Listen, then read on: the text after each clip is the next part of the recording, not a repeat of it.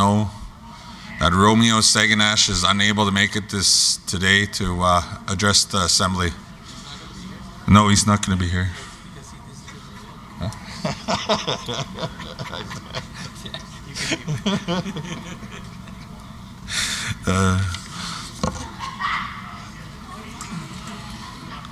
As well, Chief Mitchell, she gathered $950 is accounted for.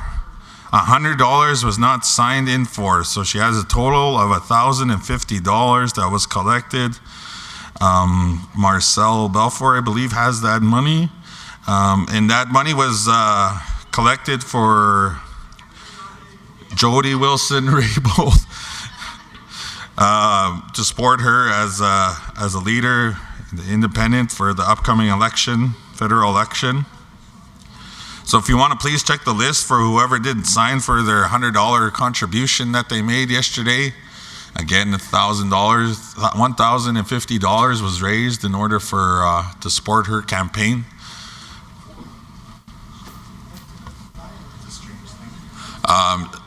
Lunch is about to be served at 12:15. So we have a few minutes for the lunch to be served.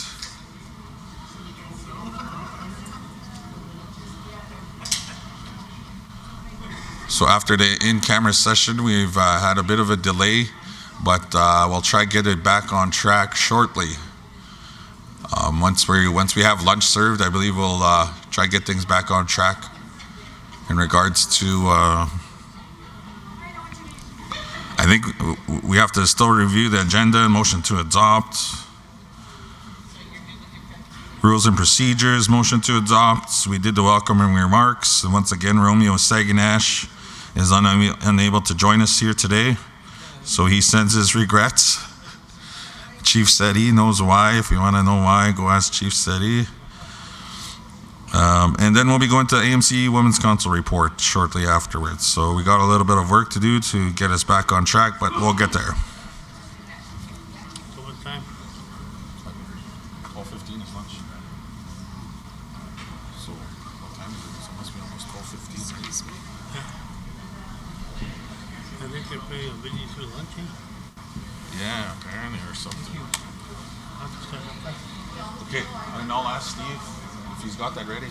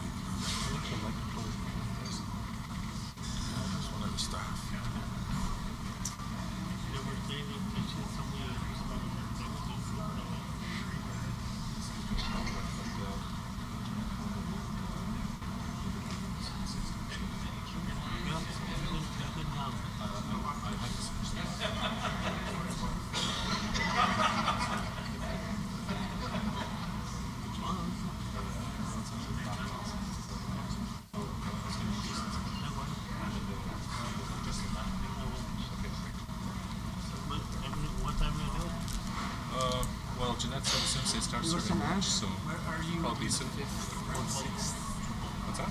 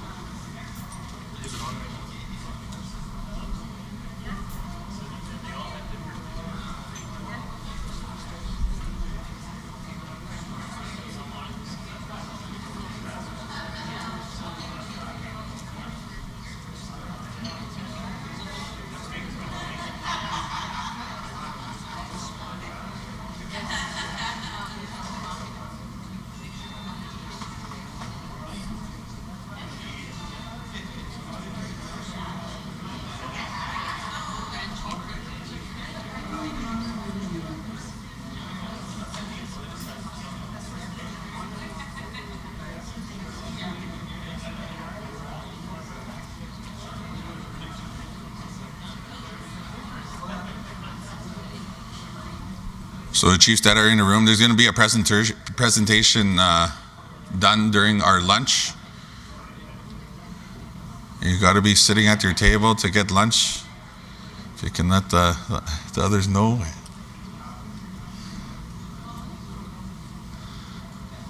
No, they're going to be serving lunch shortly.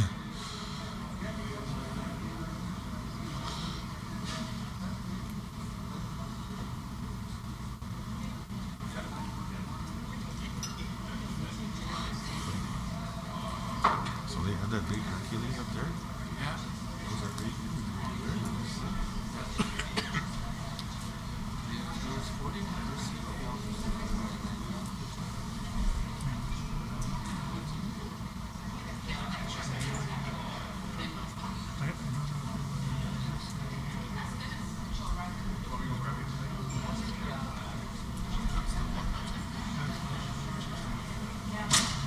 Do we need to No. prayer already? Grand Chief, Yes. this week, Yeah. Yeah. so we'll do that after her, is that okay? Yeah, that's fine. Okay, after she, Unless you guys just want to adopt the agenda right now. Do we have a quorum in here? I don't think so. Well, we don't need quorum. We already had. We already- We already started. Okay. Well, let's just pass the agenda right now then. Okay. Oh, do I have to read through it all again?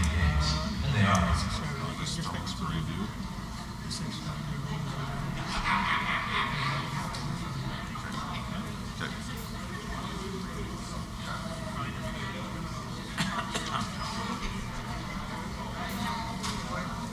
Okay. Good afternoon. Before we get started with lunch, I'm going to ask the chiefs that are here to review the agenda, and I'm going to need a motion to adopt the agenda. Need a mover. I need a mover and I need a seconder. Moved by Chief. Moved by Chief Batson. Do I have a seconder? Chief Desjardins. Chief Desjardins. Microphone 13. Yeah, Chief Desjardins, Evansville First Nation. I second it. Seconded by Chief Desjardins. All in favor?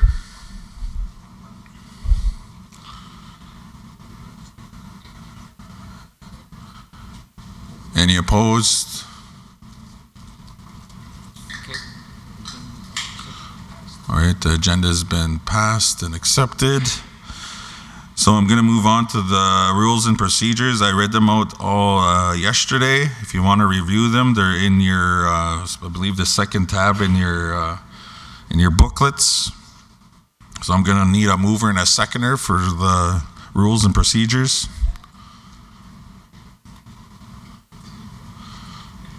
Unless you want me to read them out again. There is a mover. Microphone 5.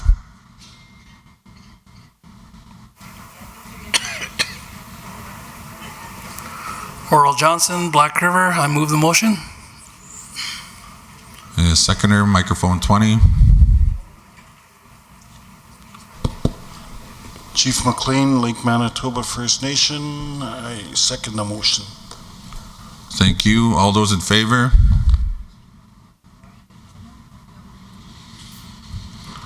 Any opposed? All right, motion carried to adopt the Chiefs and Assembly rules and procedures. Thank you very much, Chiefs. Now that we got that out of the way, we did our welcoming remarks already. I forgot to mention that Regional Chief Hart is now on bereavement leave because of the loss of his nephew yesterday, so that's why he couldn't join us here today. Been asked to mention that. Once again, Romeo Saganash was unable to attend today's event, so he sends his regrets as well. And lunch, of course, is provided by and sponsored by South Beach Casino and Resort and will be served shortly. And we're going to have a presentation during our lunch entitled 1 Billion Maths App. The presenter will be Susan Millican, President, SC Media, 1 Billion Coordinator, and Timothy McMillan, Principal of Inuksuk Inc., 1 Billion Coordinator.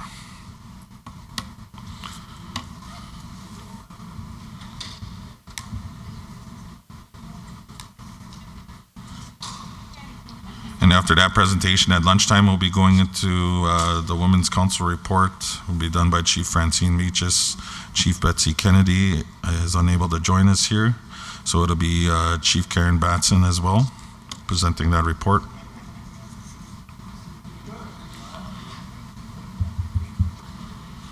I believe we're being served bison meatloaf.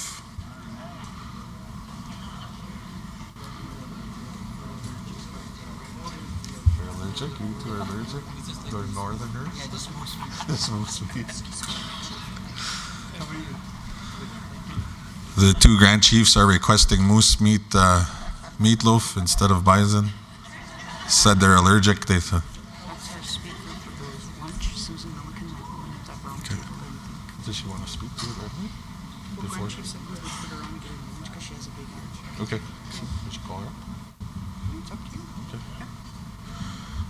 Okay, I believe our presenter, Susan Millican, is here. So I'm going to call her up so she can introduce the video. Chiefs, if I may, I want to take a little bit of liberty. I want to introduce Susan Millican. She has a very informative and informational video to present. She'll elaborate that on herself. But I just want to quickly share something very important. When Susan was 22 years old, she had started working for CBC, and she was one of the main people behind Sesame Street. And I told her that as a young boy up north, we only had one channel, and Sesame Street was very sacred to me, and she taught me how to read. So let's give her a big warm of applause, Chiefs. Come on up, Susan. Thank you. Hello, thank you very much for that. I'm here with my oldest son, Tim, who's up back at the end of the room over there. And we are both very grateful for the opportunity to speak to you at the Assembly of Manitoba Chiefs 31st Annual General Assembly in Broken Head, Ojibwe Nation, in Treaty 1 territory, the traditional homeland of the Aninishi people. And thank you again for this generous invitation. I'd like to take a minute, if you don't mind, just to explain to you how Timothy and I became involved in this 1 billion project. It sounds a little goofy, but it all started a couple of years ago when I was watching BBC television. I saw a story on their newscast that I'll never forget, and I wanted to take the opportunity to share that with you today. This story was about a nonprofit organization called 1 Billion. Watching it, I saw children from different parts of the world, beautiful, engaged children, playing games on what looked like an iPad. But what I heard was how this program on these apps was changing the classroom and the lives of these children. It was really incredible. These kids were learning a year or a year and a half of math in just a few weeks. And when it ended, all I could think of was, like, why are we not doing this in Canada? And I'm pleased to say that now it is in Manitoba.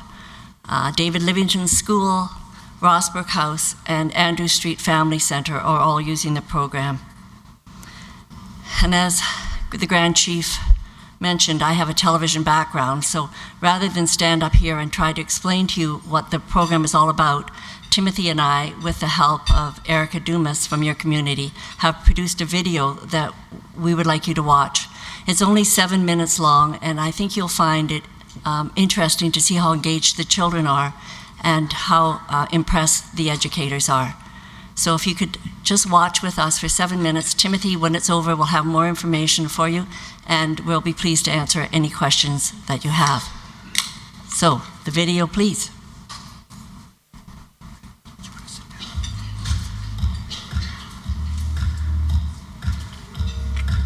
While it may look like these kids are playing games, and they are, they're also engaged in the 1 Billion program, in which they can acquire 12 to 18 months of formal math education in as little as a month and a half. These impressive results were confirmed by a rigorous academic evaluation of the 1 Billion program conducted at David Livingstone School in Winnipeg in 2018. The evaluation placed 37 students in 2 groups. One group used only the regular curriculum. The other group also used the 1 Billion program. The results speak for themselves. In 6 weeks, the kids who didn't use 1 Billion saw their math skills improve by an average of 10%. Over the same time period, the kids who did use the 1 Billion program saw their math skills improve by an average of 32%. Surprisingly and notably, the children who struggled the most to begin with improved the most at the end. For instance, students who scored below 50 out of 100 on a math skills assessment before the program improved their scores on the post-1 Billion test by an average of 49.5%. And that's only 6 weeks using the program for 15 to 20 minutes each school day. So, what is this program? 1 Billion is an entirely not-for-profit organization founded by language learning software design expert Andrew Ash in the United Kingdom for launch in Malawi. 1 Billion's ambitious mission is in its name: to improve educational outcomes for 1 billion children worldwide.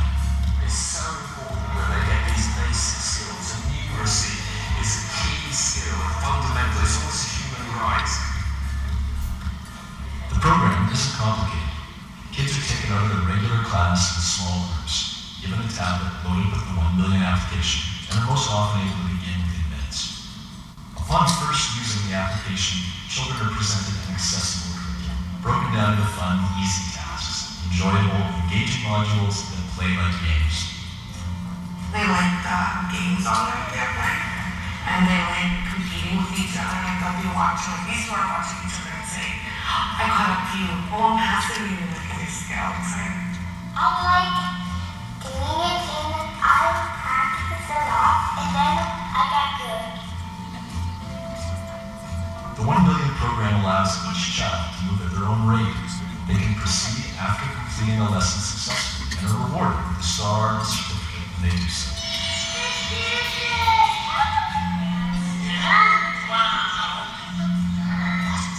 Lots of the kids will come up to me or another teacher after they've been using the app, and they will verbalize that I can count to 10, I can count to 20, I was able to do the color matching, and they're excited about the learning that they're doing.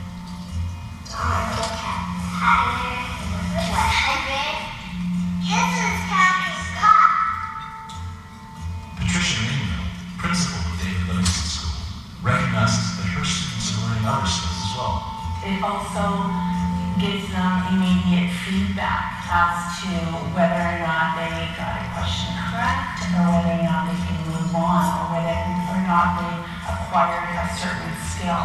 So they become independent learners, which is a great skill to have at this level. I like doing everything because they think we're thinking. I think the best. 1 billion's effectiveness has been repeatedly established by the strict standards of scientific and statistical analysis. These results have been published in a variety of respected, peer-reviewed academic journals, and not just here in Canada. In countries as far-ranging as Malawi and the UK, the same 1 billion program, in different environments with vastly different resources, produced the same results. When each child had an opportunity to use a tablet loaded with the program for less than 30 minutes a day, their scores skyrocketed.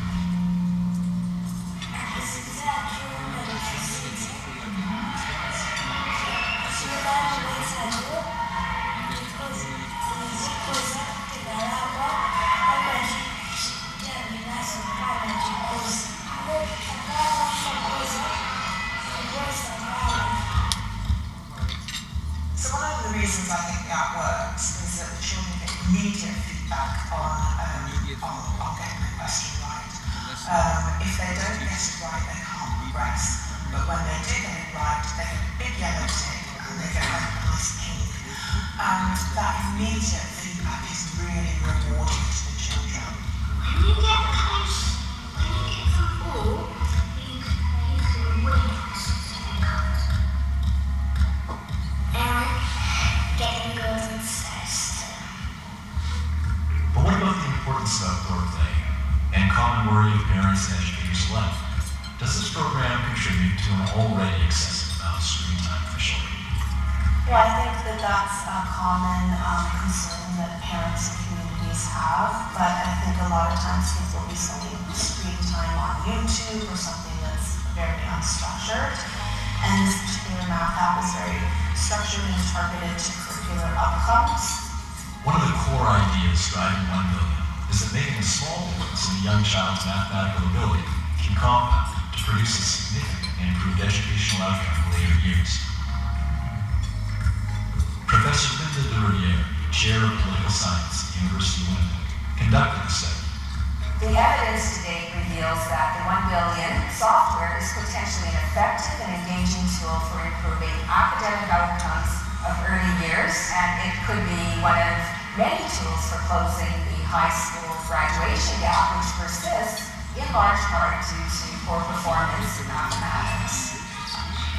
This concept, at the heart of 1 billion's methodology, has recently received major international recognition and acclaim. In 2019, 1 billion was jointly awarded the $15 million first prize in Elon Musk's Global X Prize, which seeks to identify and support the most promising educational projects on the planet. There are few simple answers to the countless complex challenges that adults and children face every day. But sometimes, just the right amount of energy in just the right place, just the right time, can produce an altogether outsized positive impact, right away and down the road. And that's just what 1 billion does. I'm learning lots and it's fun.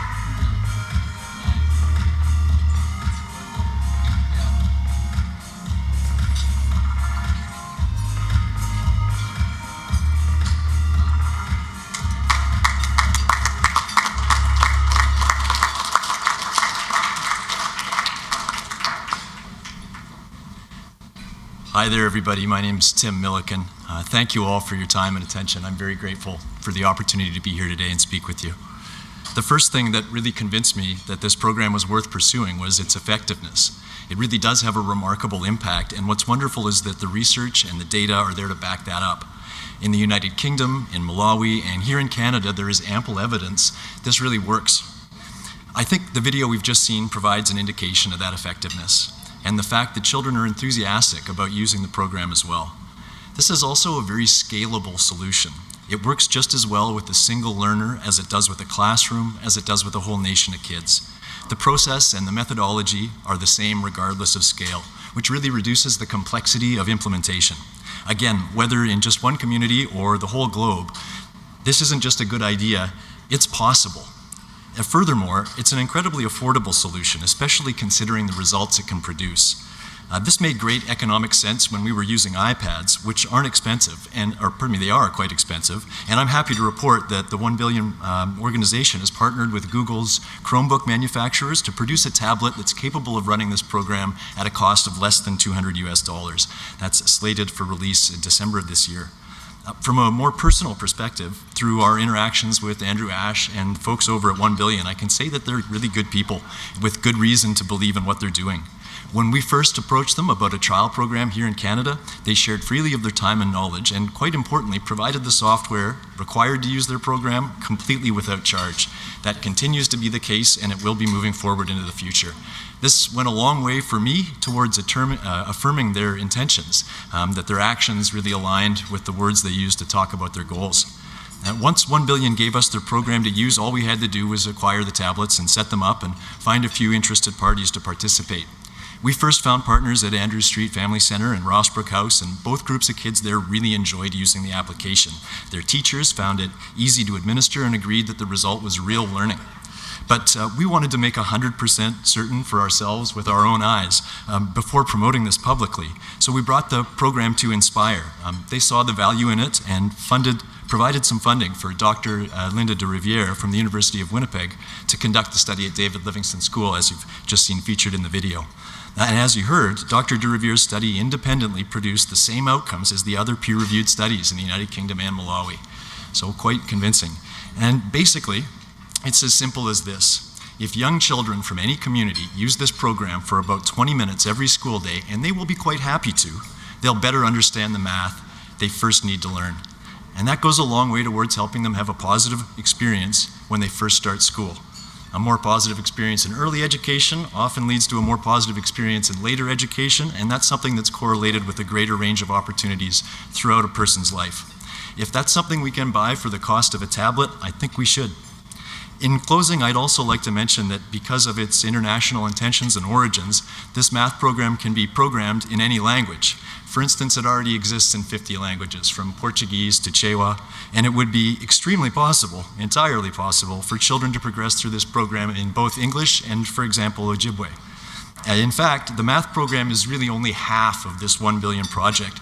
The other half is a literacy application. It's just as effective, just as impressive, and almost certainly of equal benefit and importance. Because math is such a universal, and because it's a problem area for young Canadian students, we thought the numeracy program was a better place to start. But if this program works as well as we think it's going to, we hope to organize a similar initiative to customize this with the local Canadian English and with Indigenous languages too, and with the expectation that that would have a similar impact on literacy as the math program does on numeracy. And with that, I just would like to say again, thank you very much for your time, for listening, for having us here, and if there's any questions you have about this program, we'd be more than happy to answer them. Thank you.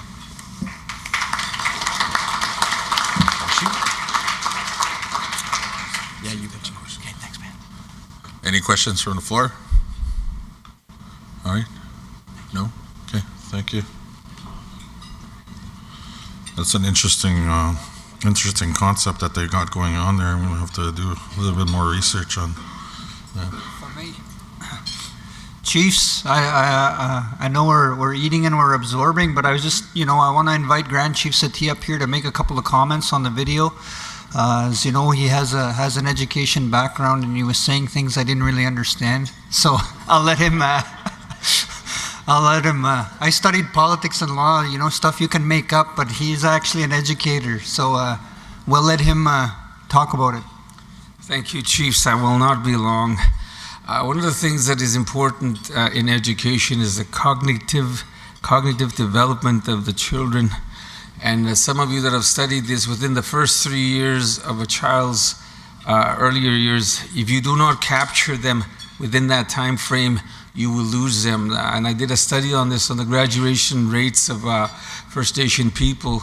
If you fail to provide the necessary foundations for a child within the first 3 years, chances are 50% of them will not graduate from high school. So this is a very good tool, and I'm thankful for the presentation, because understanding the psychology of children has changed dramatically, because with the introduction of technology and a lot of visual stimuli is needed to capture the attention of the students. And long ago, we used to listen to our teacher with a chalkboard and then write on the board, and that is not effective nowadays. And even with the overhead, with no color, it is no longer a very effective way of teaching. So I just want to thank them for the presentation. I think it'll do well for our First Nations. Hegusani. Thank you very much, Grand Chief. So Susan, thank you for the presentation, but you didn't ask us for anything. So I think you need to come and ask us for something. Or maybe I'll ask you, and I'll ask my chiefs. You know, I think this is a very valuable tool. I think it's something that's going to enhance the different initiatives that we're doing in our community, and I would suggest that in some way we work together with Susan in some capacity, so that we could somehow bring this resource to our nation, so that our students could start using it. Come on up, Tim. Sure. Timothy and I have been discussing how we present this. Neither of us are particularly good at asking, but this is a project we really believe in, and we've been doing it on our own and trying to do whatever we can to see it spread to more and more children. I think the question that we need to know before we can answer it is how many people are interested in and where you would use it. Is that safe to say? Well, it is, and part of the reason that we didn't, thank you, part of the reason we didn't come to you with a specific ask is because we don't have a determined, set-in-stone way of doing this in mind, and we wanted to enter into a dialogue with the people who would be participating in terms of how exactly we would administer this. It's really very simple. It's something that you guys could all do independently. Really, we would just sort of need a one afternoon to set up the tablets with the program. After that, they don't need to be connected to the internet, so they could work anywhere. And really, the amount of administration, whether everybody wanted to do that on their own, whether you guys wanted to put together some kind of a superseding structure to organize it all, that would basically be up to you as far as I'm concerned. So without knowing those details, we couldn't really come with a specific financial request. I hope that explains where we're coming from. Yep. But at the same time, we should make a specific financial request? Okay. Well, I have a very hard time coming up with a specific number. Basically, about $200 for a tablet, and 10 or 20 of those you could serve a community of a couple of hundred children. So, you know, the numbers are really, it's what, low four figures there, I think, is what it would cost to have this available for you know, a couple hundred kids in a community. I know that's sort of general, but that's where we're at with it. Is there anything you'd like to say? Sure. Yes, I think it depends how many children there are in the community. So if you have 20 kids in your school, you might want to buy 10 iPads, and then we would download them and do, you know, a bit of administration and then deliver it to you. I think there's a question there. Microphone 14. Oh, microphone 14. Oh, 14? That's this gentleman over here. Yeah, you gotta tell the guy microphone. Oh, microphone 14, please. Sorry, I'm a newbie. Hey, Tense, Onigani Sinclair, Opaskriak, with your office, are you guys located in Canada? First question. Yes, we are. We're Winnipeggers. Okay, and number two, you're saying you're going to have this rolled out by December? Well, it's actually available now. The only issue is that it runs on iPads, and they're like $500. The guys who run this program, and they're based in the United Kingdom, the people who developed it, they've partnered with a big manufacturer to have a really affordable tablet available by December. So if we wanted to get started now, the price tag would be a little higher just because we're buying Apple products, but if we wait 6 months, it's going to be really reasonable. Okay, thank you, and we'll get your contact information right away. Thank you. Very much. Can I answer that? Yep, perfect. Okay. Perfect. Oh, sorry. Oh, sorry, microphone 26. Here, I'll let you handle. You got it. So are you wanting, it's Chief Batson, Pine Creek First Nation, are you wanting people to like show, like that are interested in it to tell you now, or? No. My suggestion was maybe we could bring this to the Chiefs Committee on Education and kind of roll it out through there. And also just as a suggestion, maybe, I know that communities are getting the early learning childcare funding coming in. Maybe that's something that they could utilize those dollars to purchase the laptops. That would be terrific. I mean, we don't need an answer today, but the sooner you want to use it, the sooner we need to know. As I said, right now I think we've purchased maybe 60 iPads, but you know that adds up. And if you can wait till the price comes down at the end of December, there will be it's called One App, and it'll be all programmed. And so that will make it more would you be affordable. willing, would both of you be willing to come and meet with the Chiefs Committee on Education? Absolutely. Okay, so maybe we can set that up. Maybe our technicians can get in touch with you or get your contact information? Yes, we do. We have some cards. We can pass them out if you want. Okay, thank you. Okay. Oh, one other thing I was supposed to stress, it does not need an internet connection. We'll leave our cards at the back of the room if anybody wants to get a hold of us. Thank you very much again for your time. Thank you very much. Awesome. Again, Chiefs, let's give our guests a round of applause. You don't say a bad joke. It's nice to know that we have allies and we have people who want to help us look after our children. We really appreciate that, and we'll work with you. The direction has been given to our staff to start engaging our education task force, and they will leave their contact information, Chiefs. So if you want to contact them yourselves individually, but we'll work with them on this project. I guess just from my perspective, you know, my belief is that my foundational years were my most important educational years. You know, that those are the years that sort of set me in the motion in the way that I was going to go. And the more that we can enhance our children to learn, you know, the better it is for everyone. So, again, Susan, thank you very much, and we'll continue to work on it. And again, thank you, Chiefs, for participating and listening to that presentation, and we'll continue our work.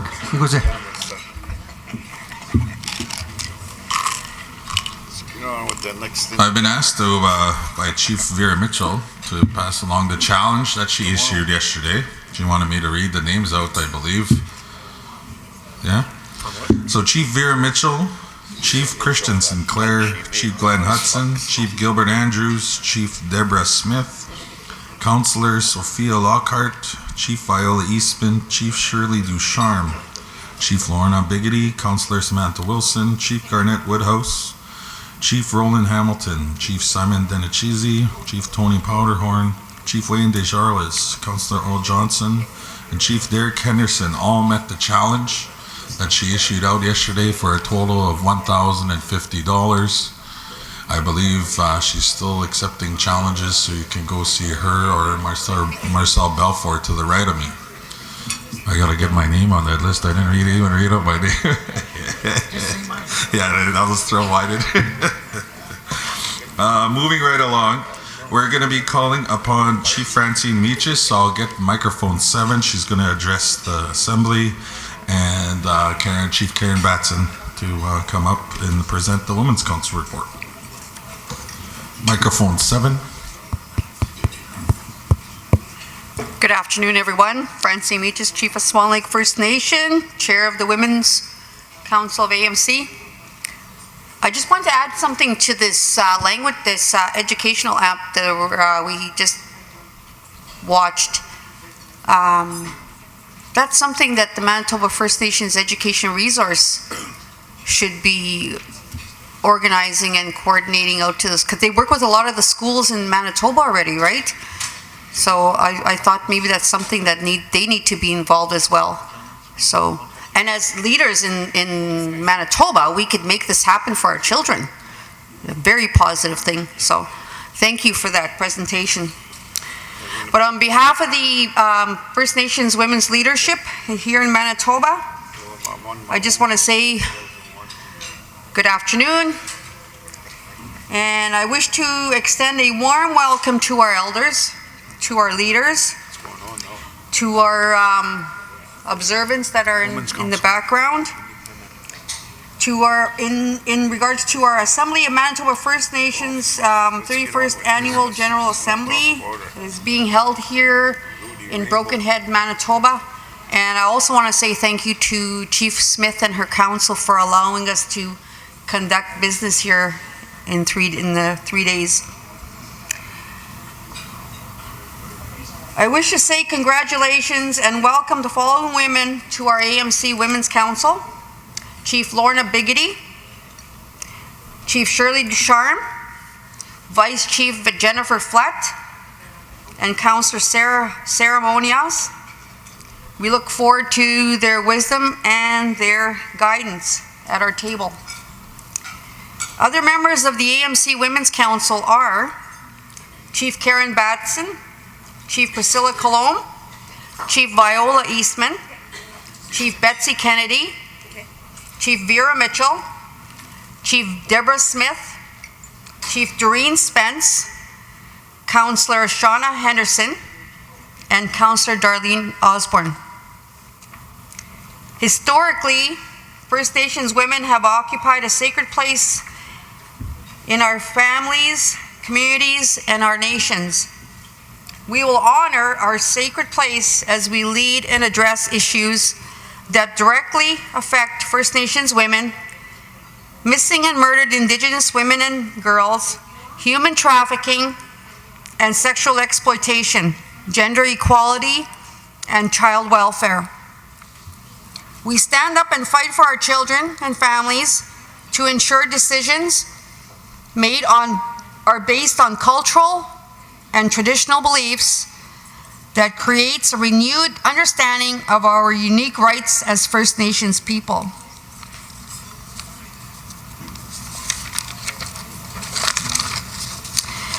We want to say thank you and call upon the continued support of our First Nations leadership here in Manitoba in our efforts in not only bringing our children home, but improving the lives of all First Nations people in Manitoba. Thank you very much.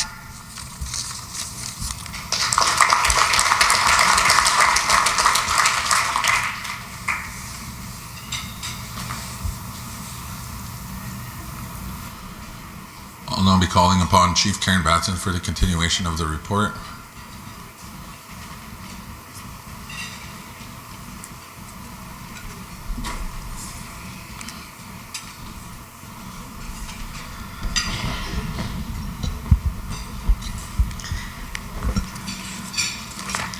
Good afternoon, everyone. That was quite the big lunch. I think we should all go for a walk around the parking lot a couple times. Yeah, is that a challenge? It's a challenge. So good afternoon. My name is Chief Karen Batson from Pine Creek First Nation, and I'm here to provide the report on behalf of the Assembly of Manitoba Chiefs Women's Council. Good afternoon, elders, grand chiefs, chiefs, First Nation citizens, and guests to the 31st Annual General Assembly. Members of the AMC Women's Council, I'd like to also... As revenues increase, especially in a nonprofit organization, you can see the early learning and childcare projects, so that was $13.2 million. So that's an expense showing up here, and it's set up as a corresponding payable. So some communities did receive some payments before the end of the year because they got their application process in. You can see the meetings increase. So meetings were part of the JP service coordinator, so that increased meetings by 286,000. A lot more regional engagement meetings that happened throughout the year, as well as educational meetings. So that increased the total meeting cost of 300,000 there. Office supplies. So office supplies are basically an upkeep of computer equipment and furniture and equipment with regards to the organizations, as well as the increase in the programming required the increase in those costs. Professional fees increased. Professional fees increased due to basically the gaming development, and then in the health program there. So the health program uses a fair bit of consultants, so that's the increase in the professional fees from 1.1 to 1.8. For the salaries and benefits, it increased from $3.8 million to $5 million. So the increase in salaries and benefits is due to all the additional programming. Staffing levels almost doubled at AMC during the year with regards to it. So that was the increase in the cost of the salaries and benefits. And then travel as well. So travel increased in regards to a lot to do with the JP program, so Jordan's Principles. So that was an additional $300,000 with regards to travel from the previous year, as well as just the other programs with regards to education and health governance. So overall, there's a surplus at the end of the year of $1 million. The other items on the items there are just amortization, so we just moved amortization, and then the admin fees that are able to be charged to the program. So overall annual surplus for the year sitting at $982,000 compared to $23,000 in the previous year.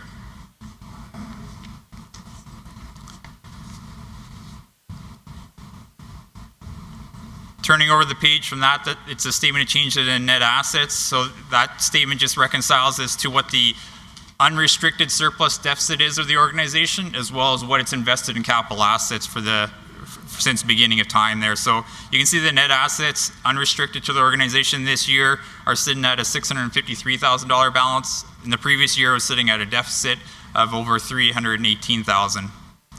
The investment in capital assets remain pretty similar, $100,000 beginning year, $110,000 end of year. So a few purchases and some amortization of those. The following statement on page 5 is the statement of cash flows. That just indicates what's happened with cash for the year. So it just indicates why cash increased by $16 million from last year. So a lot of that is due to the timing of the funding that was received. Most of that's the Health Canada funding with regards to the Indigenous early learning and childcare funding that's received and then recorded as payable. So that cash balance will get drawn down as those payments are made during this upcoming year.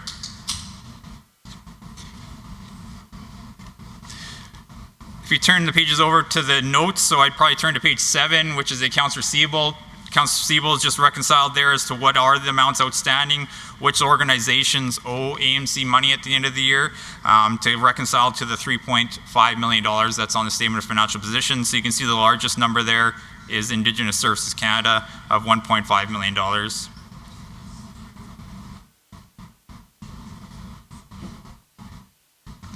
A lot of these balances will be probably either, sorry, yep. What's the receivable from staff? So yeah, so that's an amount that's sitting on the books there. So it might be advances or it might be travel claims that are paid in advance that then need to be recorded in the next year's books as expenses. So if they get an advance before travel happens. So how does, I guess I want to ask, AMC, probably your finance man, how do you address what's owed by the end of the fiscal year?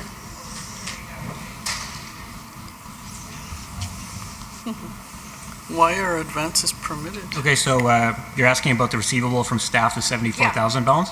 Okay, so a lot of that is just advances we make for them to do like operating costs like bus tickets or travel. You know, it's something we're kind of trying to move away from just because over time some people will leave and then we just have to expense it. So in the meantime, it just sits in that receivable from staff balance. Because I know like for us, we try to make sure people clear off whatever they owe by the end of March.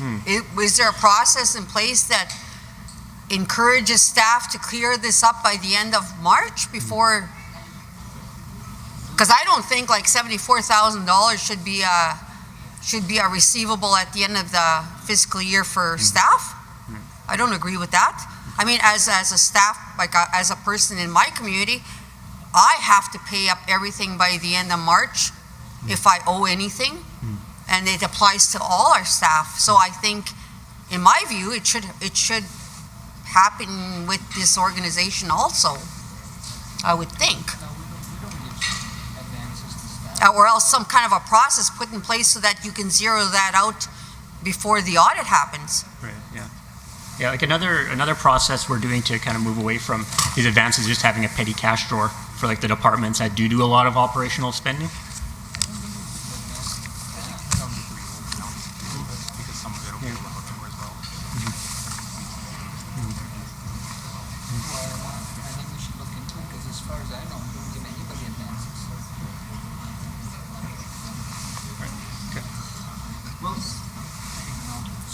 Sorry, Richie. Thank you, Chief. I'm gonna look into it because as far as I know, we don't give staff don't get advances. So some of this might be historical stuff. Okay. So we're gonna get the details of it, Because as far as I know, nobody has advance. Because I know what you know. Like I think what you're thinking too, but we don't do that. We don't. Oh, lend me money till next payday. Like we don't do that. So I'm not sure how they're characterizing that. Like is it that when we give checks to, when we make checks to chiefs, is that an advance? You know what I mean? Like we need to find that out. We have to wait like everybody else. Yeah, I know. So, okay, well, explain that. Yeah, okay, just to clarify, it's not an advance on salary. It's just an advance, like, we'll write a check for someone to go purchase, for instance, like bus tickets or any kind of transit for operations, and then, we're waiting for them to get the receipts back so we can clear that off and put it to the right department. So that's where a lot of that, the bulk of that balance is. But I mean, for $74,000, that's a lot of money. Yeah, you're right. I agree. It is. Yeah. To be outstanding. Yeah, right. Like I understand maybe 15,000, something like that, but 74 is a lot of money. Okay. All right. So. Okay. Thanks. Noted. Thanks for the question there. Okay. Well, explain that. Go. So sorry, Chief. Just for clarification, some of it is paperwork. I was just informed that some of it is FNFAO and our EUTC. Sometimes they have to make advances or purchases for clients, and then it gets reimbursed. So we need to get the details on it. Yeah, I think maybe you need to change it so that it's more explanatory. Yeah, it shouldn't be called advance. It looks like the staff are getting. Yeah. You know what I'm saying? It looks like it's being owed from the staff. Yeah. Which is not how it should be. Okay. And none of the, Chief Hudson's fault, he's PNF. No, I'm just kidding. We'll get that cleared up. We'll work on that, Chief. Yeah.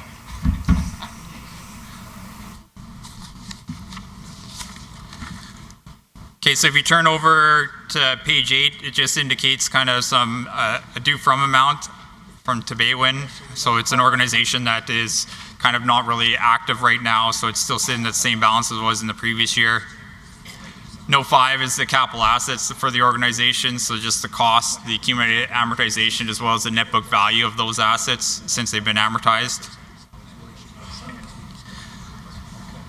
Note 6 is the investment subsidiaries. So the organization of AMC has ownership in 2 subsidiaries.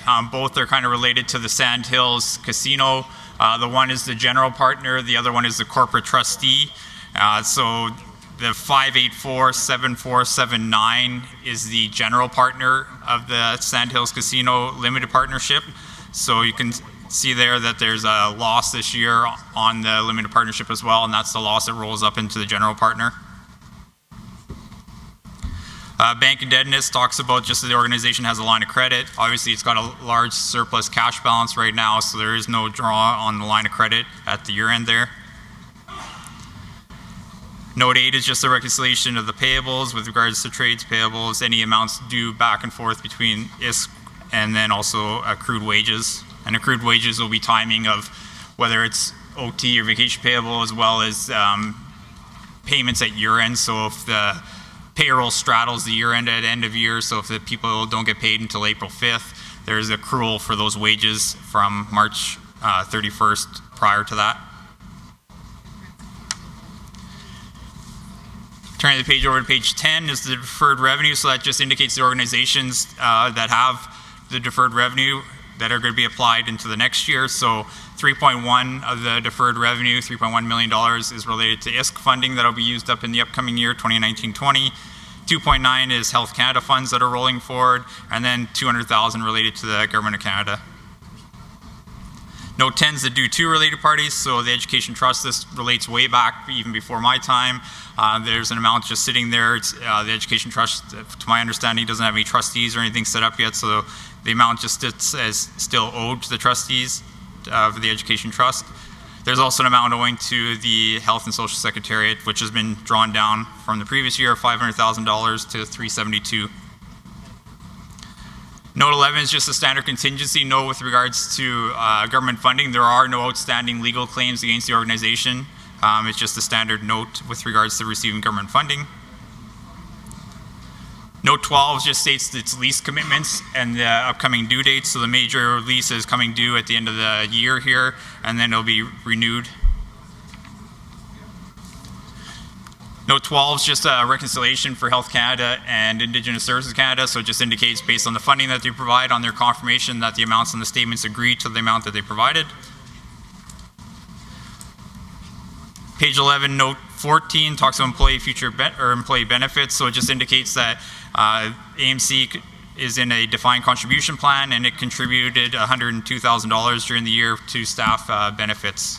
Last year was $77,000. Note 15 just talks about some of the influenced organizations. So there's 3 organizations listed there that AMC does have influence over just because they appoint the board of directors or may appoint the majority of those directors. Note 17 is economic dependence, just states the organization is dependent on government funding for going forward. And the very final page with related party transactions just talks about the 2 organizations that AMC also has a relationship with Sandhills Casino Limited Partnership as well as the MF NERC, and just the amounts that are paid to or from each organization during each year.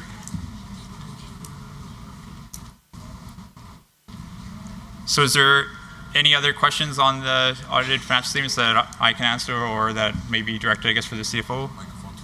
Microphone 20.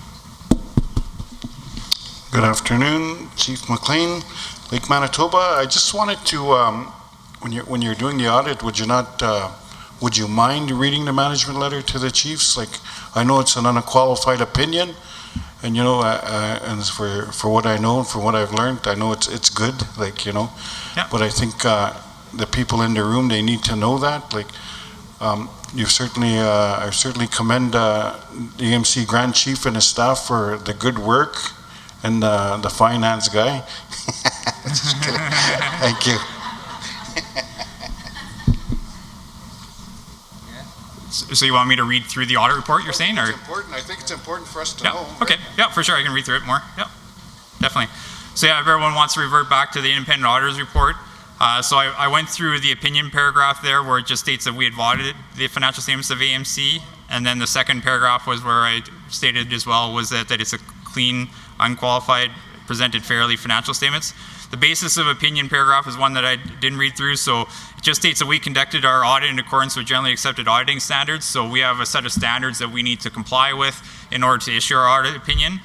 And it says that based on those standards that we've applied, we believe that the audit evidence we have obtained is sufficient and appropriate to provide a basis for our opinion. So we've obtained enough evidence to provide our clean audit opinion. The responsibilities of management and those charged with governance for the financial statements, it just states that management is responsible for the preparation and fair presentation of the financial statements in accordance with Canadian accounting standards for government not-for-profit organizations, and for such internal controls as management determines is necessary to enable the preparation of financial statements that are free from material misstatement, whether due to fraud or error. In preparing the financial statements, management is also responsible for assessing the organization's ability to continue as a going concern. So that means that its ability to actually continue operating in the future, disclosing as applicable matters related to going concern, and using the going concern basis of accounting unless management either intends to liquidate the organization or cease operations. And then it states those charged in with governance, so it would be the chiefs as well as the executive committee, are responsible for overseeing the organization's financial reporting process. The auditor's responsibility, so it's our objective to attain reasonable assurance whether the financial statements are, as a whole, free from material misstatement, whether due to fraud or error, and to issue our audit report that includes our opinion.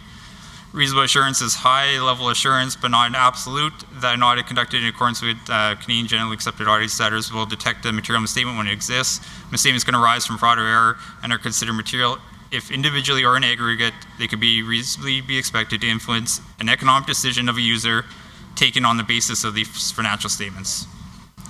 So then it goes on to state kind of what we do as part of the audit process. We identify and assess risks of material misstatement in the statements, design our audit procedures, responsive to those risks, and obtain audit evidence that is sufficient and appropriate to provide our opinion. We attain an understanding of internal controls. We don't provide an opinion on those internal controls, but we attain an understanding of those internal controls to make sure that they're appropriate and effective, and then we'll provide a management letter if there's anything that we note. We evaluate the appropriateness of the accounting policies used by management and the accounting estimates and disclosures provided. Turning the page over from that.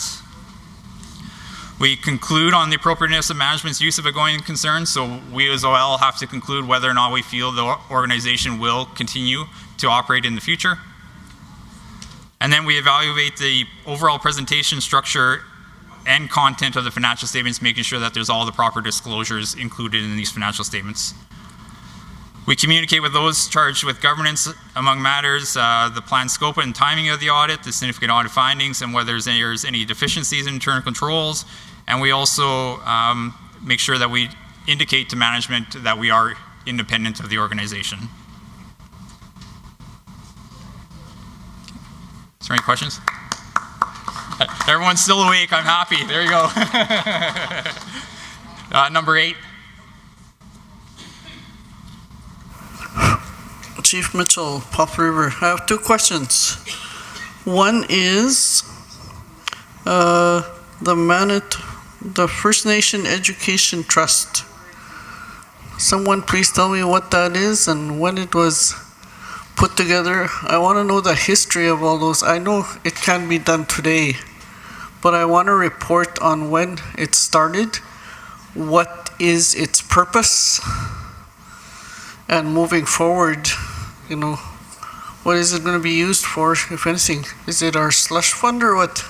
Can I have an advance? Just kidding. On my next meeting. Okay. The other question I have is First Nations Health and Social Secretariat of Manitoba. I noticed that they're accountable to the AMC, which is a good thing. But why isn't the Manitoba First Nation Education Resource Center here too? Because it's part of our organization. Yeah, it's noted on the very last page as a related party on that part. It doesn't state, I guess, that it's significantly influenced, but it is noted on note 18 that there are payments to and from between the organizations on the very last page there with MF-NERC. So it does note it as a related party in that section there, but it doesn't note it with regards to FINISM on that note 15. Yeah, we can definitely note it next year as being an organization that's influenced by AMC. But you said 2 different things. Well, they're both related, yeah, so it's just not noted as a significantly influenced organization. Other interests, which is different from First Nations Health and Social Secretariat, who does report to a certain extent to AMC. Okay, no, thank you. Yeah, we'll definitely make sure that's noted for next year.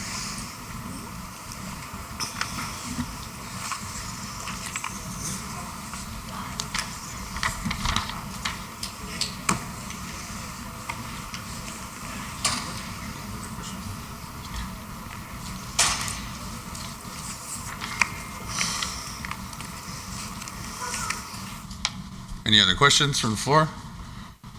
Microphone 30.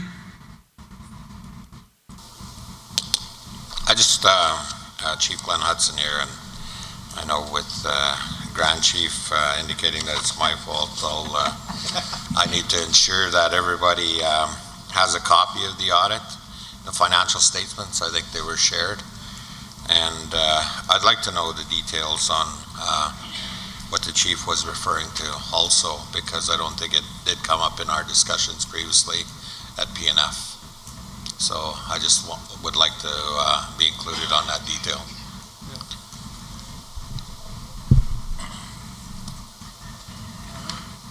Thank you, Chief Hudson. No other questions from the floor? All right, well, we're on that topic. Can I get a motion to accept the Finance Committee members' report?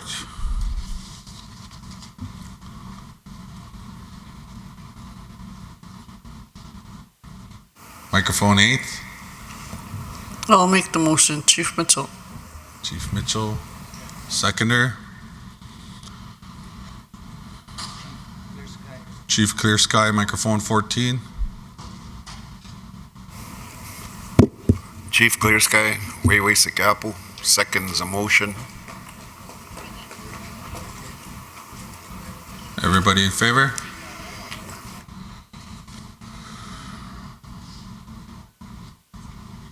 Any opposed?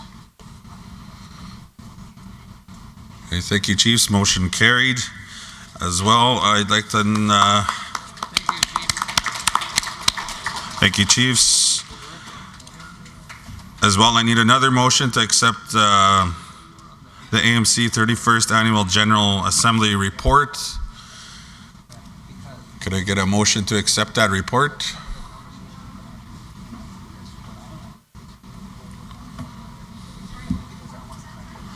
The Annual General Assembly report, the one, okay. Chief Batson, microphone 26. Chief Batson, I'll make that motion to accept the report. You have a seconder? Microphone 30. Chief Sastry, West Gracie Peak First Nation, I'll second that. All in favor to accept the Annual General Assembly report?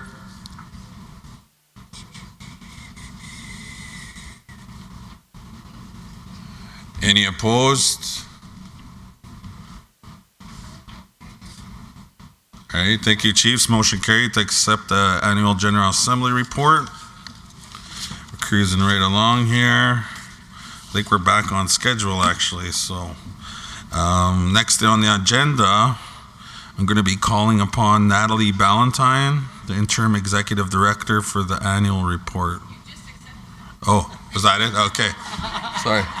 Stepped out of the room there for a second, so I missed that. Now you're ahead of schedule. Yeah, now I'm ahead of a schedule, even better.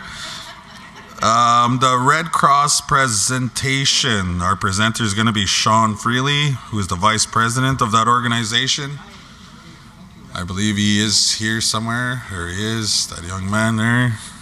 So he's going to be coming up and giving us a presentation on our involvement with the Red Cross. Did you do these already? Yes. Okay.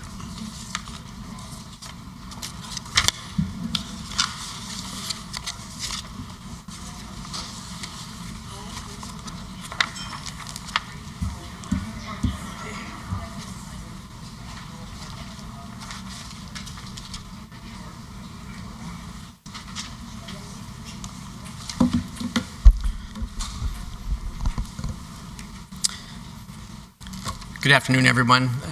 Thank you very much for giving the opportunity for the Red Cross to address the Assembly. I just want to start off by saying Marcel Colombe First Nation, which was evacuated last week, is now on their way home. The community is now safe from fire and smoke, and the water system is all good, so everyone's on their way home, so that's wonderful. I just want to thank the Broken Head Ojibwe Nation and Chief Deborah Smith for welcoming us to their community today. And what we have right now is a brief presentation based on our collaboration agreement with the Assembly of Manitoba Chiefs. One of our commitments is to report back on our activity. So quarterly, we give a report to the Grand Chief, and at the end of the year, we have a report. So you'll see coming around right now is the, well, very shortly anyways, will be the written report, and here I just have a few highlights. So most of you have worked with the Red Cross. We are working with about 40 communities right now out of the 63 communities in either, well, a number of different programs. Here you'll see our mission and vision. And it's important to understand the Red Cross is an international movement where there's 190 Red Cross, Red Crescent societies around the world. And we're all independent from one another, but we work together as one unit when there's large-scale activity. So this past year, almost a year ago now, we signed an agreement with the Assembly of Manitoba Chiefs on basically saying we will work together on common goals. And again, this is a report back. We also signed a collaboration agreement with the Bear Clan. That agreement is we provide training to the Bear Clan, such as psychological first aid courses, emergency management courses to their individual members, and in return they assist us with large-scale events, evacuations, that sort of thing. So we've been working very closely for the last 3 years now with the Bear Clan, but we sealed it with a written agreement last year around this time. So the Red Cross works at the community level in many, many different areas. You can see disaster risk reduction, personal disaster assistance, responding to emergencies and evacuations, creating safe environments, responding to social emergencies. And I'll talk a little bit more about those in a few moments. The flood recovery, as we all know, there's still a number of people out from the floods from 2011 that we're supporting with services, and from 2014-16, and I think a couple of people from 2017 who are still out. And then first aid and water safety.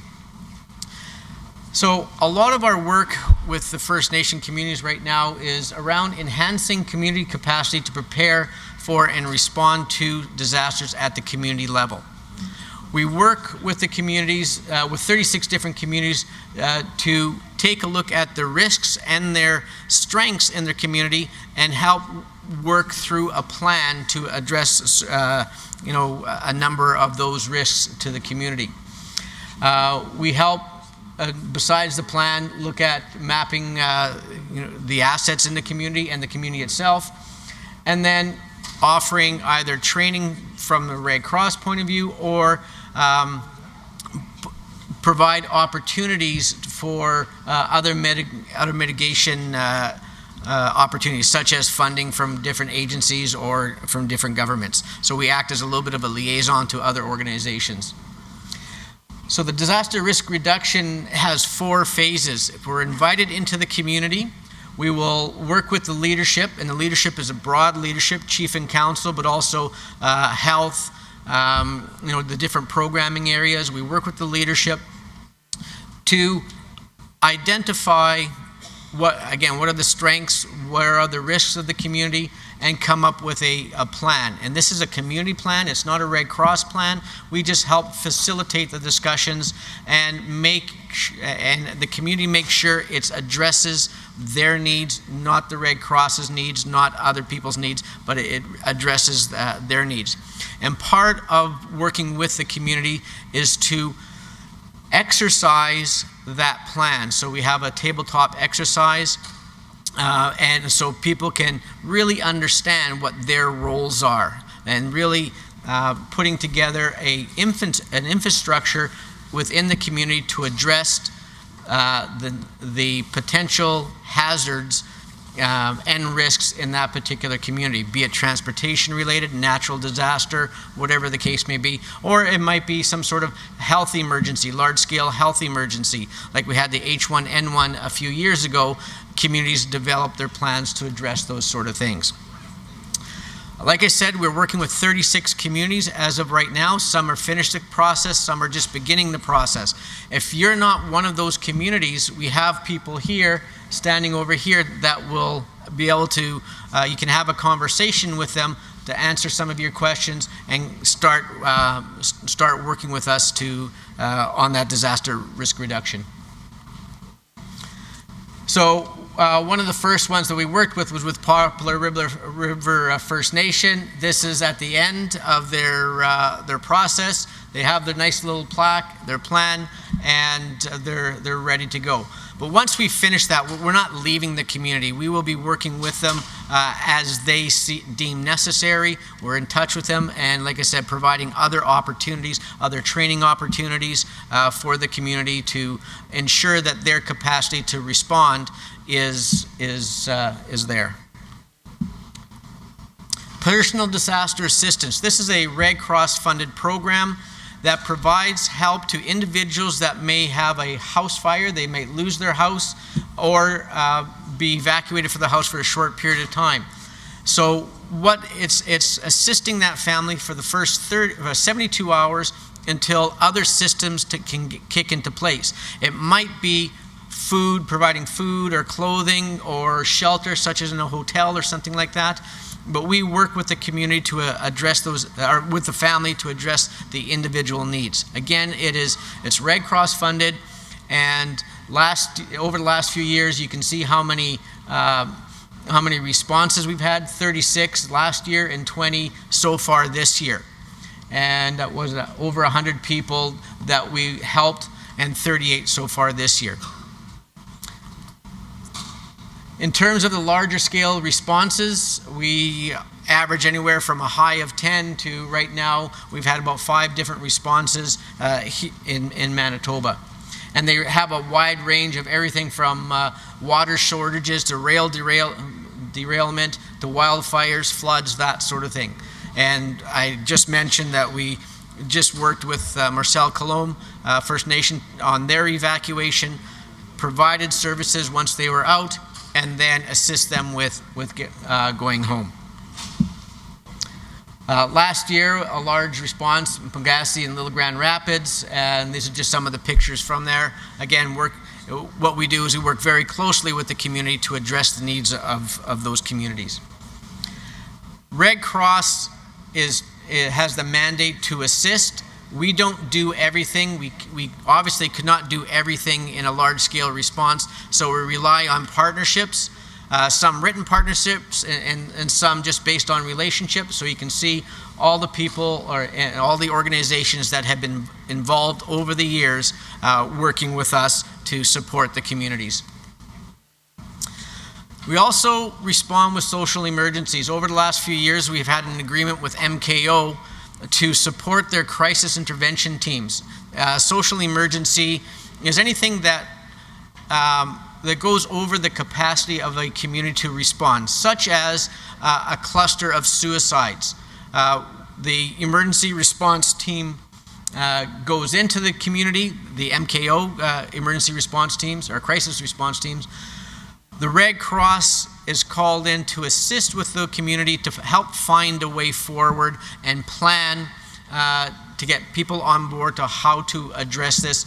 So if it happens again, everyone knows what they can do. And like I said, helping to a way forward. And right at this point in time, we're working with 9 communities. The agreement with MKO has stopped, but we're still working with these communities to support them.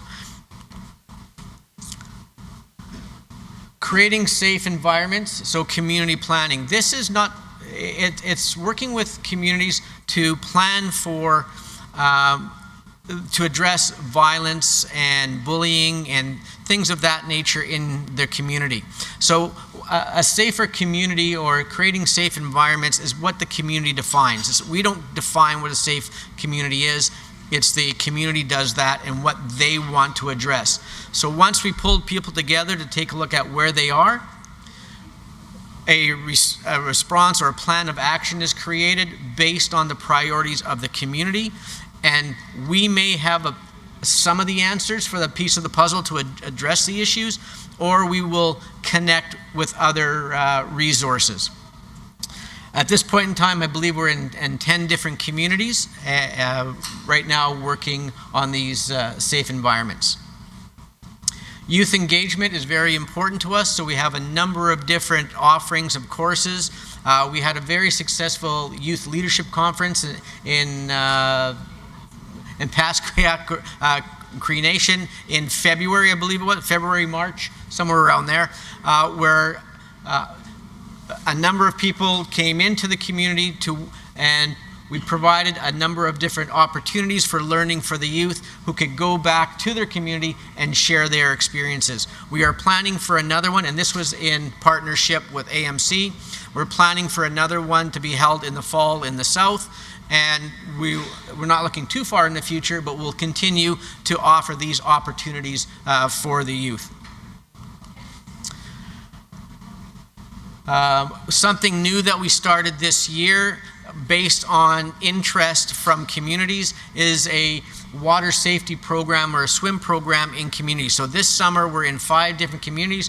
There's a shot of happy people, young people from Peguis First Nation, and this happened 2 weeks ago, a week-long camp there for youth. Unfortunately, the first day the weather was not great, so there's only a few people, but each day more and more people showed up and they had a great time. Flood recovery program. As I mentioned earlier, there's still about 1,300 people out from the floods from 2011. As people go back home, what we're doing, a Red Cross funded granting program where to help the communities come together as a community again. So you can see some of the projects that we're funding. These are ideas and they're driven by the community themselves, but gathering to pull people together, multi-generations. There's culture activities, drum making, dance, language, blanket making, that again, we're funding the communities to offer these opportunities.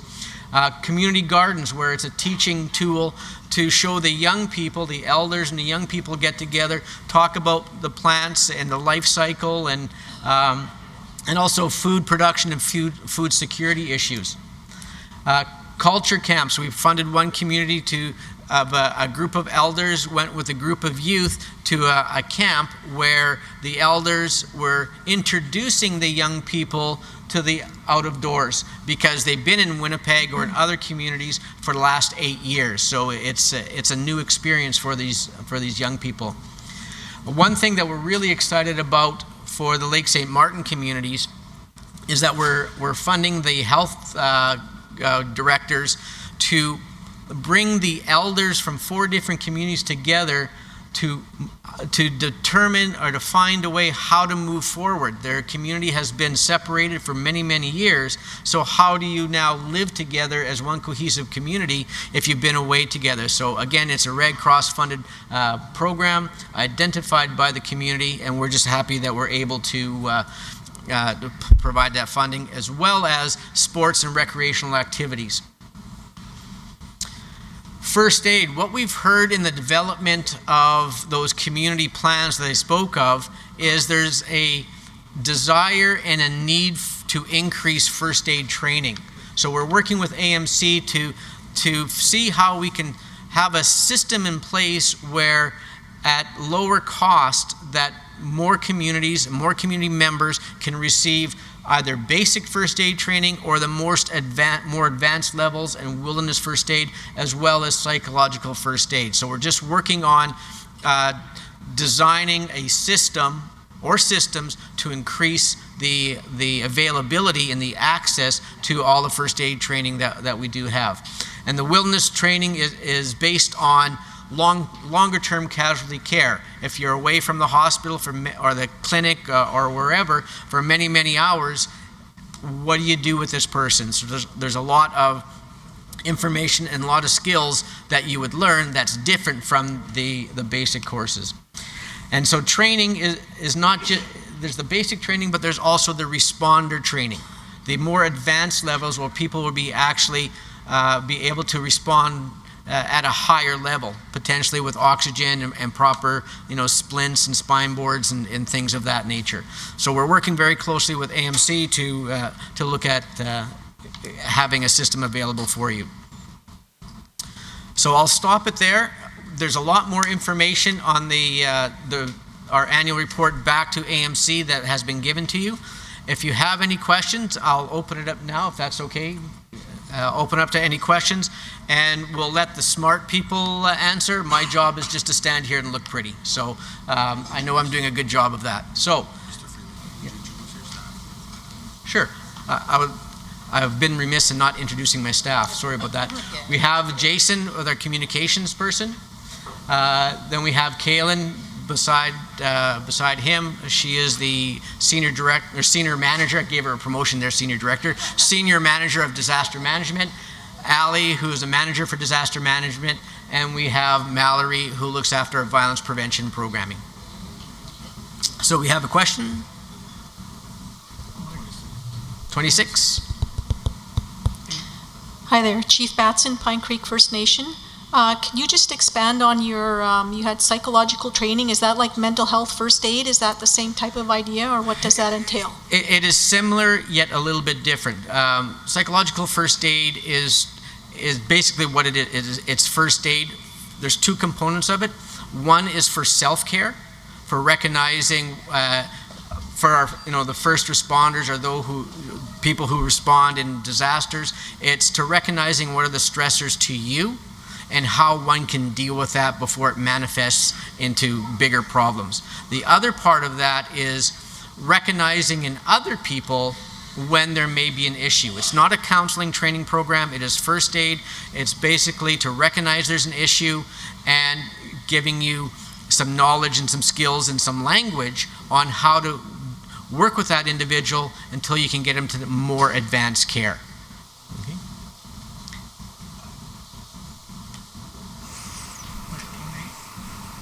Microphone 8. Chief Mitchell, I guess I'm sure you know that there is a safety crisis in many of our isolated communities. And a prime example is that, thank goodness in my community that the fire wasn't as near as anticipated, because it took 4 days to evacuate our people because of the limited capacity of the planes that can land on our strip.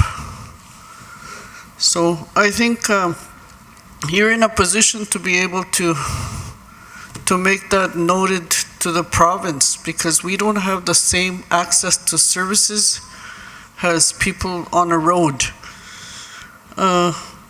We don't have any emergency services in our communities because we don't get funding for even an ambulance. I mean, I've seen people being transported in a pickup truck when it's raining and thundering and all that, in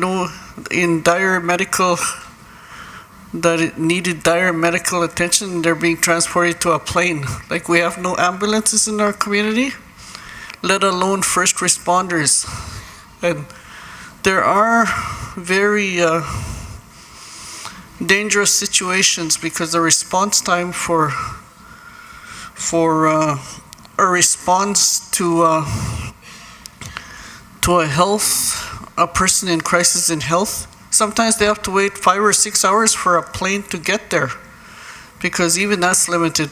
We don't have Life Flight or even that STAR program that picks up people when there's no other way to do it. So I think all those issues need some address from the Red Cross, because you've been in our communities and you should be able to advocate on our behalf that we need better emergency services other than fire and flooding, but those essential services that the province is supposed to provide for our people. After all, we're Manitobans too. We're not just federal government responsibilities.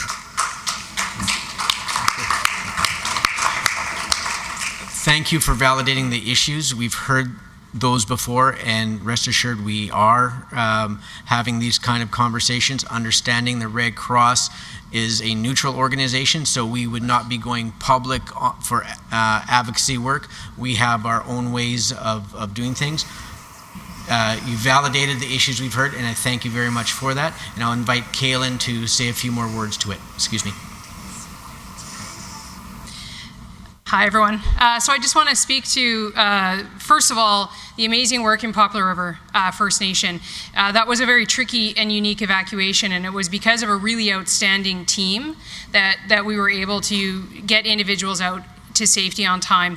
One of the most important things about our job is that afterwards we need to learn and understand how we can be better. So just yesterday we got approval to go visit Chief Owen's community in Pungassi First Nation and talk about the recent evacuation and what we can do better. The biggest learning from, I think, the Poplar River evacuation was really kind of what a trigger point is. How close should a fire be to a community before we activate or before we initiate and before we really push the government to say, we really need to respond at this point. So what we're doing is over the next few months is looking at, especially the remote flying communities, assessing things like runway capacity, airport capacity, and looking at that and stating how long will it take to evacuate that community. And just using Poplar River as the example is that took aircraft from all over Canada. So really we're looking at this in aircraft capabilities in Manitoba, and then looking outside of that, so that, when a chief calls and says, we're concerned that there's a fire 16 kilometers away, and maybe, other parties aren't as concerned with that, we can go back with documentation to say, we have discussed this, and we need to initiate and activate now, so.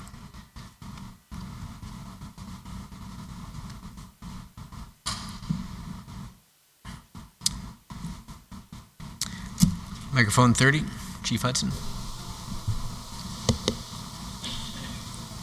Good afternoon. I just wanted to give thanks for your presentation, Sean, and I know this is something that we've been involved with going a long way back, and when you look at flood and flood issues, obviously Peguis is probably number one there on the history.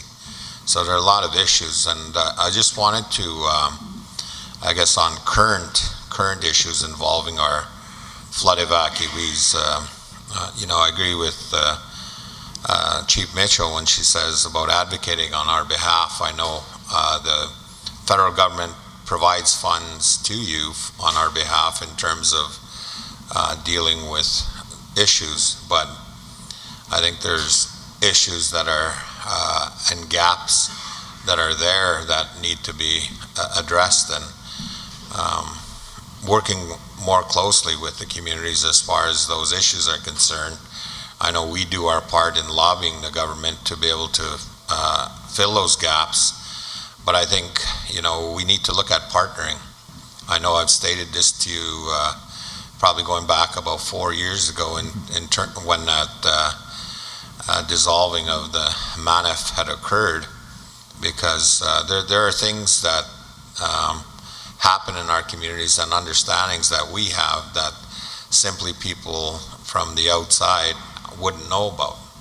And the other thing is capacity development and skill development. I know with flooding and going back again, Peguis is probably one of the largest skill set of any community right across this country involving flooding. And we need to tap into that because people are looking for those opportunities to be able to help with these issues and help our communities. So I would encourage, to work more closely with the communities. I know we wanted to look at developing a partnership or a joint venture or whatever you call it, whatever we want to coin it as, to work together to achieve that. I know Red Cross helps throughout this country and around the world, but so can we, especially in our communities. And that's something I just putting it out there to the chiefs that we have had discussions on this, and I'd like to see that move forward even quicker. I know some of our evacuees are returning home also, and who's going to pay for the return home now that they're looking at returning home? I guess is an immediate question that I have, because at the end of the day, they always will obviously turn to us for that, and we have no problem doing it. But the fact of the matter is, those type of things and costs should be covered for people when they're out. You can't just close the door and let them walk away. They got to get back home safely too. So. Thank you, Chief. You said a lot in there, and I'm on board with all of what you said. It's now we just have to find the right time to sit down so we can identify how we're going to move forward together, and our teams here are ready to go.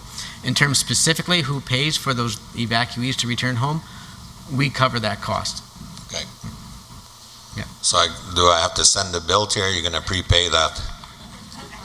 Checks in the mail, Chief. Okay.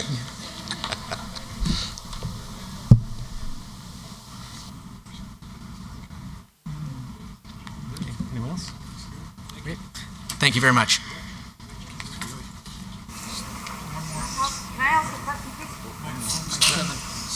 Mike 7. I just wanted Francie Reed, Chief of Swan Lake First Nation. A couple years ago, there was an evacuation with that had to do with the there was fire evacuees that came from the north and were being placed in Brandon, and being a community that's in just an hour and a half, an hour and 15 minutes away. One of the guys that was working with them contacted me, and what it was and I want to reiterate what Chief Hudson is saying about how you as Red Cross need to partner with communities or other First Nations in the south, especially when the people from the north have to come. It's bad enough that people are being displaced and in the environments that they're subject to. There's a lot of discrimination that's happening against our people that come from the north to the south, and there's really nobody advocating for those individuals. It seems as if our people are being judged. Their opinions are being made by either the businesses or the people in those areas, like the urban centers. And there's you got to have some kind of a liaison between Red Cross and those communities that are evacuating. You have to have something in place. If you think about the elders having to be displaced and brought to a city, having to be introduced to all this restaurant food that they have to eat, why not partner with a community that can provide, say, soup and bannock that they are accustomed to?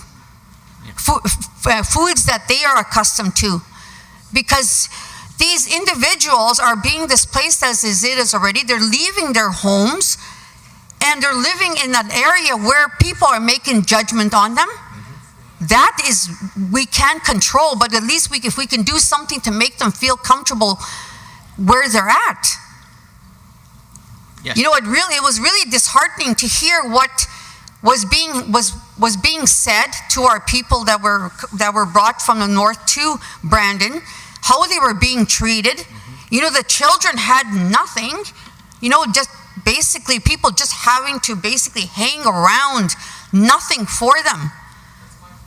So, there's got to be a lot of thought put into these evacuations that happen. I'm sure you've got staff, or you can hire First Nation staff that won't make judgment on those evacuees.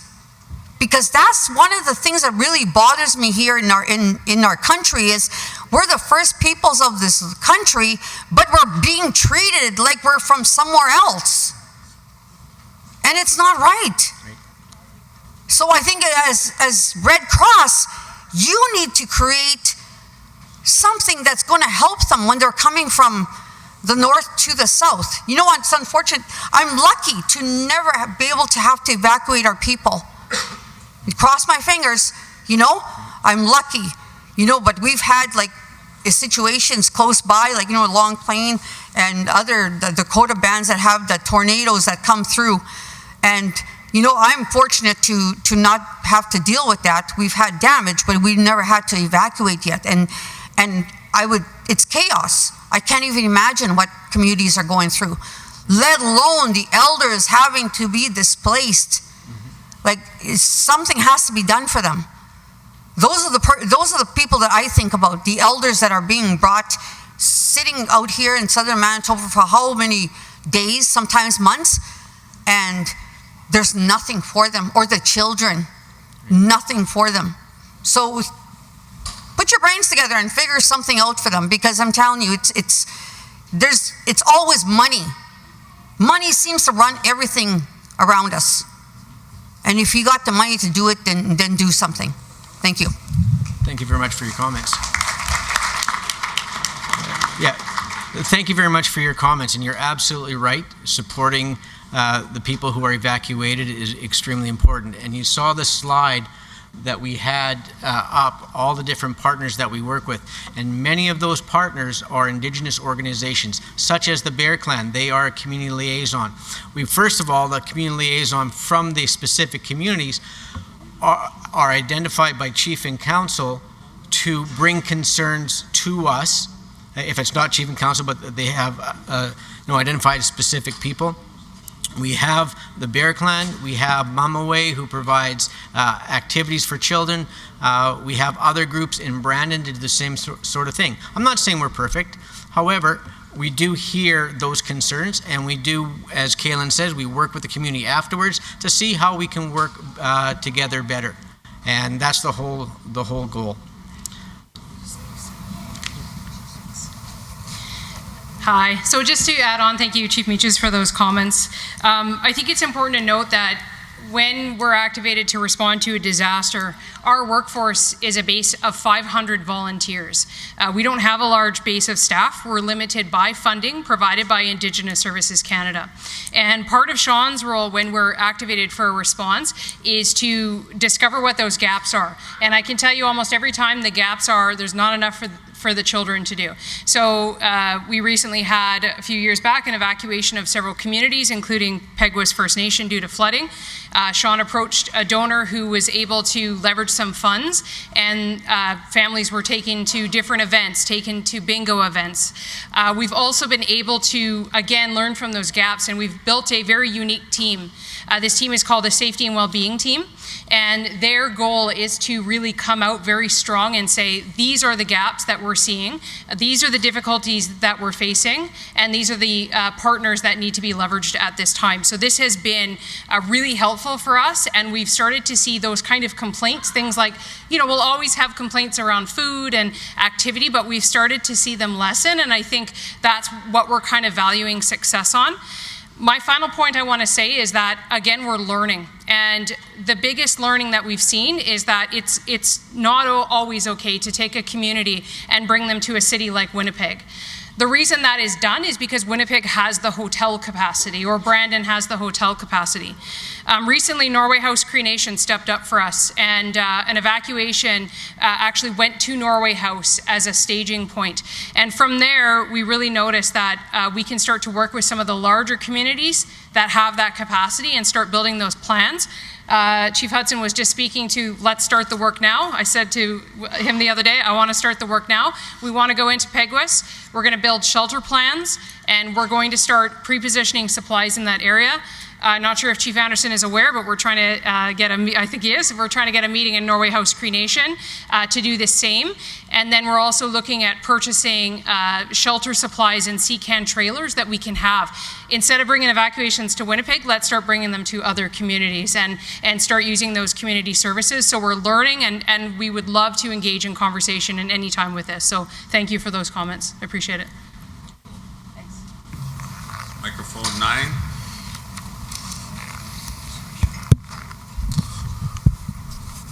Good afternoon, Chief David Murias. Pimmichkamak Cross Lake. Just a comment to reiterate what Chief Francine Meaches stated. I personally get involved in a lot of the volunteers when people were coming to be evacuated into Winnipeg.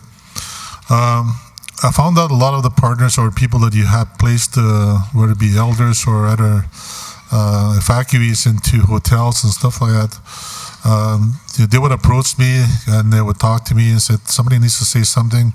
Because in one area, I think it was Best Western, and also at, around that, by Headingley there, that on Highway 1, they approached me because what we did was we volunteered. We had a lot of moose meat that was being delivered into Winnipeg. And we went to a house, about 4 houses, where we cooked the moose meat and we would make soup and fish and for the elders. And we had a hard time finding the elders, getting a listing of where they would be, because we were trying to help them, because that's what the diet that they had and that's what they wanted. So we would make the deliveries and so forth. One of the reasons why we did that was that a lot of the hotels or their restaurants they were staying, they had these menus that were the same prices, right, for the normal people that are coming in, and also they had a list for the evacuees, and they're all the same price, but they were limited in terms of what they were going to be provided. And I didn't think that was right. And that's one of the reasons why we started delivering those wild meat and also for fish. to those people. And it was actually Philip Buck also from Moose Lake. He had catered about 58 strollers for the kids because they had no strollers at that time at the convention center. So he couldn't get in, and I happened to know somebody that's actually, my wife was working as a nurse in the building, and I asked her if he can get one of the organizers or somebody to come in, and nobody would come. Because we were not allowed to take those strollers inside the building to give out to the families because some of the children were not, they were sleeping on the floor. So we wanted to give them so they can at least have a stroller to sit in or something like that, something comfortable. But we were not allowed to do that. So eventually the Barry Clan came out and they took the strollers inside themselves and they handed them out. They went pretty fast and they wanted some more. So that's another thing that I just wanted to bring to your attention since you're learning right now, and that I think those are the things that need to be taken into consideration. There was a lot of violence against some of our people that were brought in during the evacuations and stuff like that. There was actually literally drug dealers and stuff like that around the corners and stuff like that where people were getting beaten up. And I personally seen one myself and so forth, and we started yelling, and then people started running because there were not enough patrolling that were happening where they